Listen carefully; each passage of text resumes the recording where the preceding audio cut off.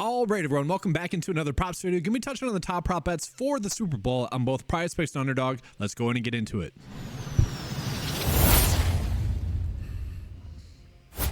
So this is going to be my typical deep dive that I would do. Obviously, it's only a one-game slate, so it's going to be tougher to find the edges that we have, but we are currently getting some good edges, and maybe, potentially, we could ride with a free square with some of those prop bets, and I'll touch on that throughout this video. I will probably be coming out with a Saturday video as well, you know, when lineup lock gets a little bit closer, when we're getting more prop bets, even more prop bets. So this is going to be the deep dive, and then I'll probably just do another video closer to lineup lock. But let's go ahead and get into it. Do the typical deep dive like I would do normally. And so looking at it right now, I will say, just kind of game preview wise, 47.5 for the over and under to me feels to be a little bit too high. You have the Chiefs offense that we know they want to establish the run and really kind of control the game that way. And to be honest, so do the Niners. So it is kind of strange in that regard.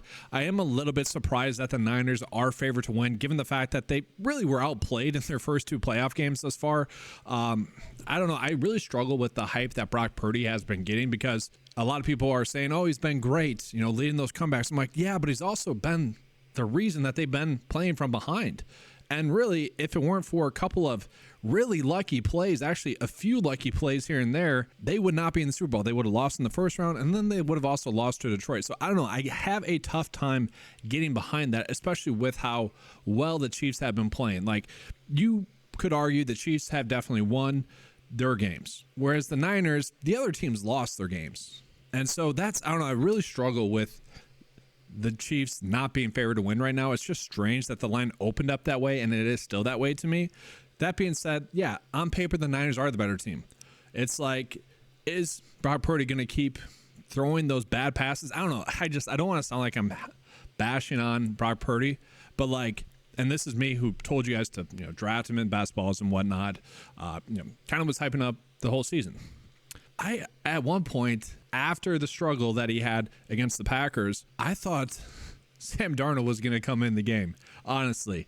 I guess luckily he didn't, but that kind of, I feel like, shapes it. Now, don't get me wrong, he did play well in the second half and whatnot, but I don't think they're going to get away with that for 2 straight games. So to me, given the game total that we have, given the lines that we have with the Chiefs not being favored to win, I'm already disagreeing with the data. It's off to a strange start there. Looking at the injury report that we have, though, the Niners, they're pretty much good to go. Looking at the Chiefs, they're still without Jerick McKinnon. Really, the biggest news that we are waiting on is whether Kadarius Toney is going to play or not. That's the biggest news that we're waiting on. And so the first thing that I want to do for you guys is take a look at the snap counts for the Chiefs in last week's playoff game. And we're going to see it was somewhat of the same stuff that we saw in the first playoff game as well, and as well as the second playoff game. We saw a lot of Isaiah Pacheco, and that's something we're going to continue to see. I did find his rush prop line to be extremely low in the last game, and I also found it to be extremely strange that the average sportsbook data was telling us to bet the under. That was a strange one. We'll see kind of what his rush prop line is going to be today. Rice ended up playing 88% of the snaps, which is a lot for him. MVS, okay, this is kind of a big one. MVS had been someone that was playing 40 to 50% of the snaps. He ended up playing his most snaps in quite some time. That meant that Justin Watson wasn't getting as many snaps. That meant that Richie James wasn't getting as many snaps. And really, Ross and McCole Hardman just didn't get any work. So I think we can at least assume that that's going to happen again. That MVS and Rashid Rice are going to be the top 2 receivers. They're going to play, at least Rice is going to play about 80% of the snaps. MVS maybe 70%, and then you'll see we're getting a good prop for him. If that happens, if he plays 70% of the snaps, I do think we have some good props for him. Travis Kelce plays normal snap share. Noah Gray did see a slight uptick in his snaps, and I do think that that's going to maybe happen again. Noah Gray playing a lot of snaps goes hand in hand, I think, with Isaiah Pacheco getting his over rush attempts. They are running out a little bit more of 12 personnel, but they're also splitting out, a tight end as well. So it's kind of a different offense. And so let's go ahead and take a peek at the props that we are getting for the Kansas City Chiefs. Now, I don't really care about the receiving prop, receiving yards prop. We can just pass on that, but we are getting some good fantasy score props. And so this was what we saw last week as well, that we had a choice, it seemed, to make between Justin Watson or MVS in terms of fantasy score. I don't find it likely that both of them are going to get their over fantasy scores, but I do think one of them are going to get their over fantasy score. And last week, it was kind of what you would expect from Justin Watson, where he did get 2 targets.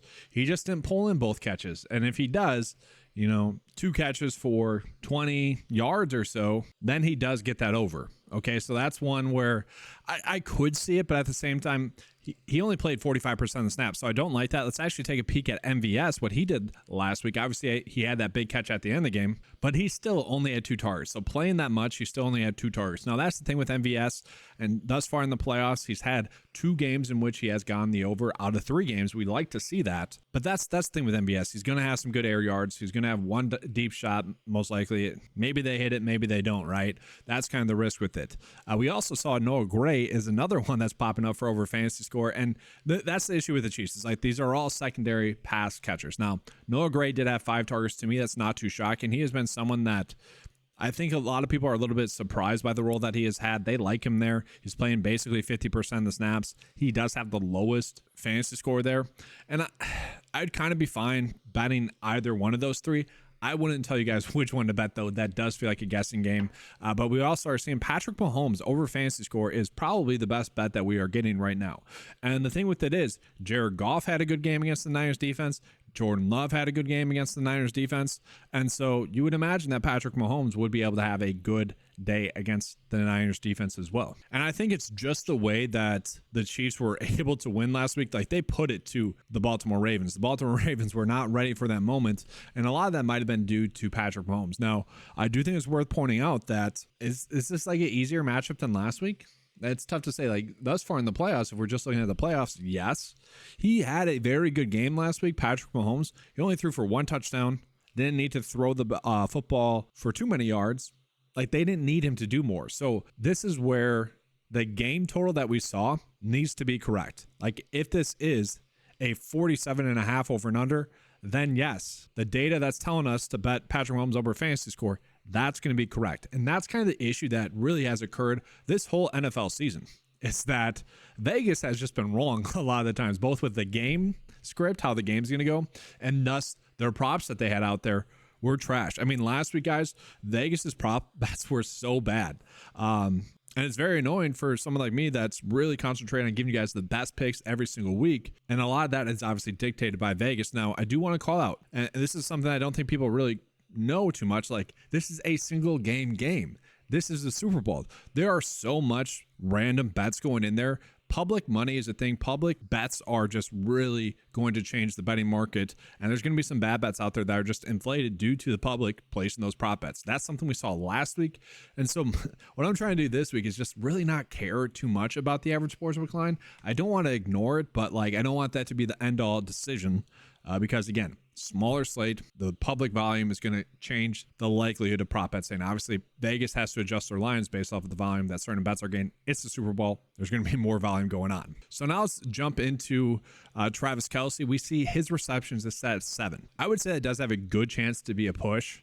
Another one that I find interesting here, Isaiah Pacheco fantasy score. I don't think we need to bet that either way. Patrick Mahomes over 4.5 receptions or rush attempts is also an interesting one there. He does pull the ball and run with it a lot. If they need him to rush the football, that's the biggest thing. I do see him getting that over. Again, if the game total is as high as it is, I would be fine with that. But again, don't really need to bet that if we are just doing his fantasy score. From there, I do find Noah Gray, 1.5 receptions, a decent one. Don't love it, don't hate it. Rice, fantasy score at 15. That seems to be kind of high. But I do want to touch on Travis Kelce and Rice there for their props. So Travis Kelce, the offense has also been flowing through him. So they're obviously trying to establish the run with Pacheco, but Mahomes is really looking to Travis Kelce's way. 11 targets, 11 for 11. I mean, that's crazy. We're not going to see that again. Against Buffalo, still 6 targets, 2 touchdowns, extremely efficient game. And then 10 targets in the first playoff game, 7 receptions in that game. I mean, he's just been crushing thus far this playoffs. Okay, and then we look at Rice. Rice got a little bit banged up in the Buffalo game, and then last week came back and instantly did what he's been doing.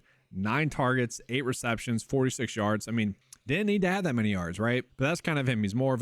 He's become more of a possession receiver. He's not really going to be a high yardage total receiver. So I could get behind that. But like with Rice, for me, it's like, why would we bet the over fantasy score at 15, hoping for a touchdown pretty much, when we could just bet the over reception? So that's weird to me that on one side, the fantasy score is being favored for the over. On the other side, the receptions is being favored for the under. I would say I actually like the receptions over a little bit better. But really, the player I'm most interested about is Isaiah Pacheco, his rush attempts. It's at 16.5 on PrizePicks.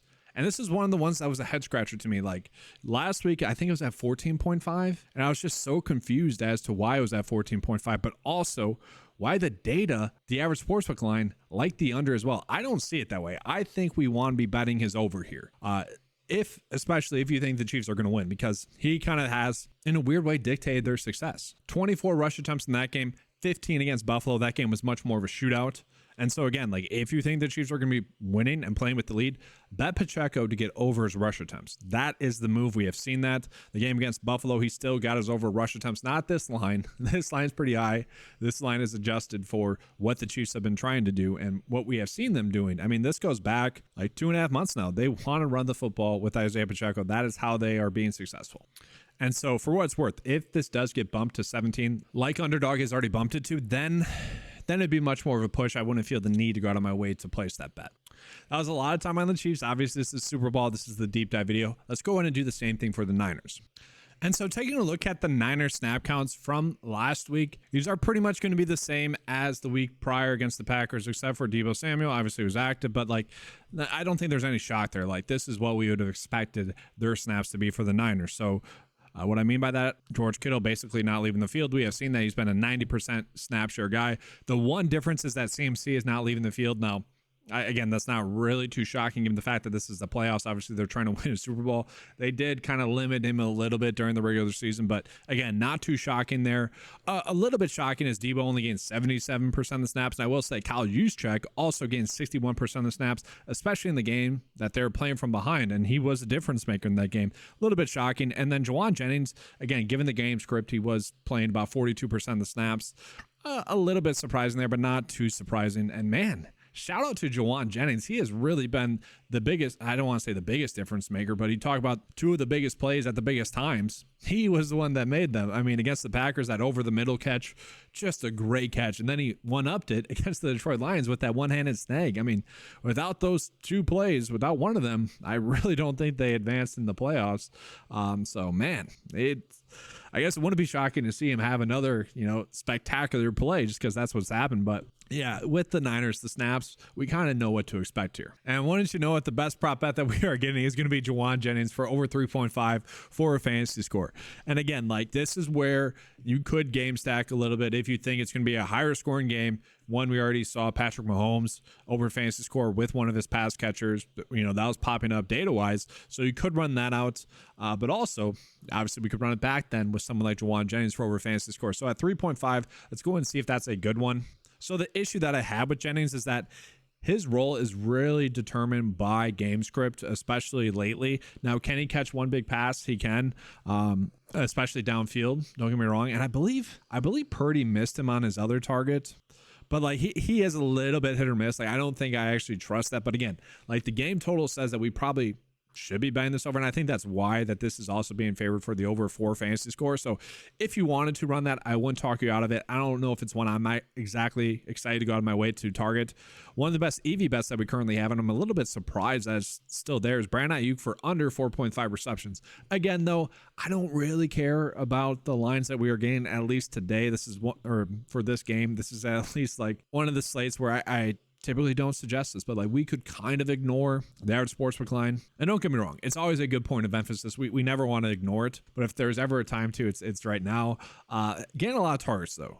8 targets, 6 targets, 4 targets, 8, 7, like he has been a target machine. And it is kind of strange in 2 games in which they've been playing from behind that he hasn't gotten more involved. Now, obviously one of his catches was pretty darn lucky. So really like two catches, I get why the data is favoring the under, but at the same time, if he's getting 8 targets, 6 targets, like in the playoffs, especially if this game's going to be higher scoring, that's not one I'm excited to bet. That's not one I want to bet. From there, we have CMC for under his fantasy score.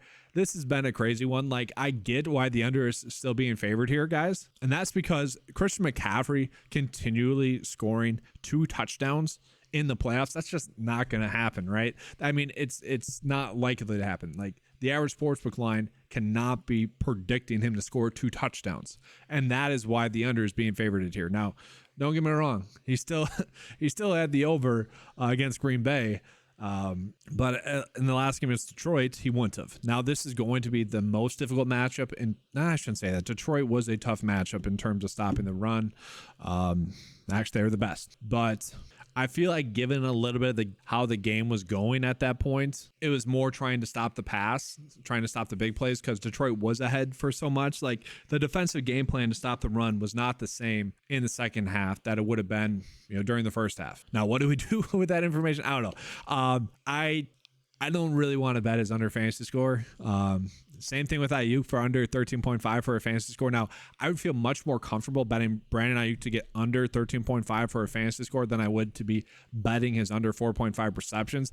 I do think that those go hand in hand, but his fantasy score for Brandon Ayuk there, that one is there, and that's pretty much telling us that he is not going to score a touchdown. That's the bet there, really.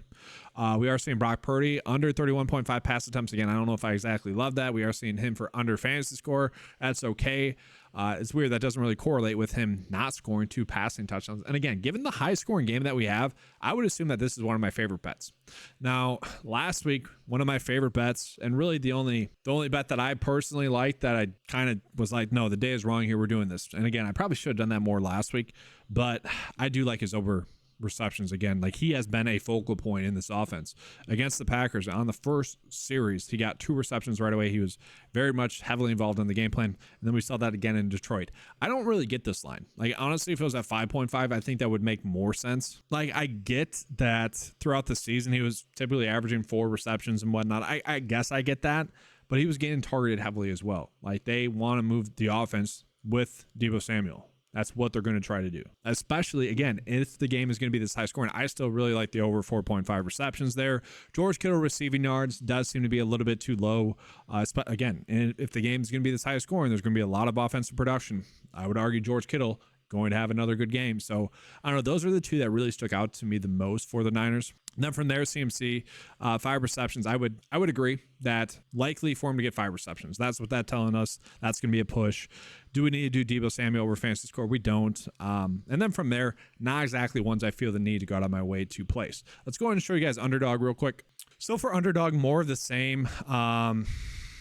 The small edges here with Noah Gray and Jawan Jennings. So if you guys think Jawan Jennings is going to have a bad game, bet his under fantasy score on underdog. If you think he's going to have a good game, bet his over fantasy score on PrizePicks. We're seeing a slight prop line difference there.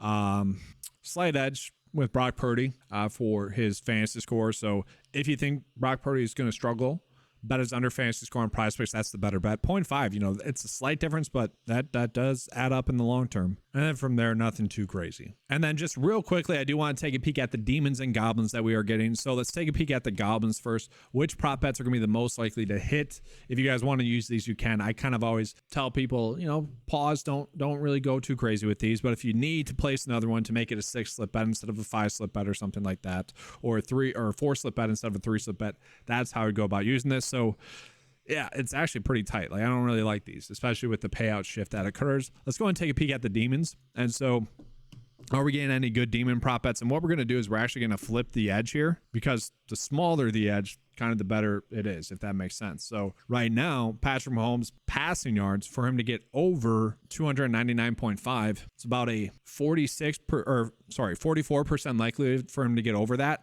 That's not terrible. Same thing with Brock Purdy. Like, that one's 41%, but like, those are the only 2 that I think we could really consider using. If you want to like run a stack, you could, but yeah, I feel like that's a little bit too thin. All right, so jumping into the bet of the day for both PrizePicks and Underdog, starting with Underdog, just going to go with the top 2 bets on the cheat sheet right now. This is going to be Jawan Jennings for under fantasy score, Noah Gray for under fantasy score. Again, if you guys don't like this, we are seeing a slight edge in betting the exact opposite on PrizePicks. That's really for you guys to decide. The data likes this a little bit better, so I'm going with this on Underdog. And then again, if you guys choose to use that Underdog prop bet and you guys have never signed up for Underdog before, just use the promo code 9to5. That's going to kick back some money my way. That's just a good way of supporting the channel. And it's also going to give you guys a 100% match on a deposit up to $100. Let's show you guys the PrizePicks slip. So right now, I feel like these are the 2 that I'm most comfortable with betting. I do think we're going to get better tackles and assist props, maybe some kicking props that change, again, leading up into the Super Bowl. But these are my 2 favorite right now. Patrick Mahomes over 4.5 rush attempts. He's gotten over He's gotten 6 the last 2 games. I'm kind of fine with that. And then Deebo Samuel, I do expect to be a good focal point of this offense. And again, these kind of go hand in hand. If it's going to be high scoring, these 2 should be 2 that hit. So I'm kind of betting that Vegas is right, at least about the game total. And I know they haven't been really this whole season, especially in primetime games. So this is probably going to be a 13-7 little shootout, defensive shootout, if you will. So I guess it'd be defensive struggle, whatever. It's just weird, the primetime games thus far this season. I digress. Thank you guys for watching. I'll see you guys probably on Saturday for the second follow-up video. Appreciate you guys being here. Make sure to give a like and subscribe. Hit that notification bell. If you guys want access to these tools, head on over to 9to5sports.com. I have NBA, golf, NHL available for prop betting as well. Thanks for watching. Let's have a good slate. And as always, let's keep cashing.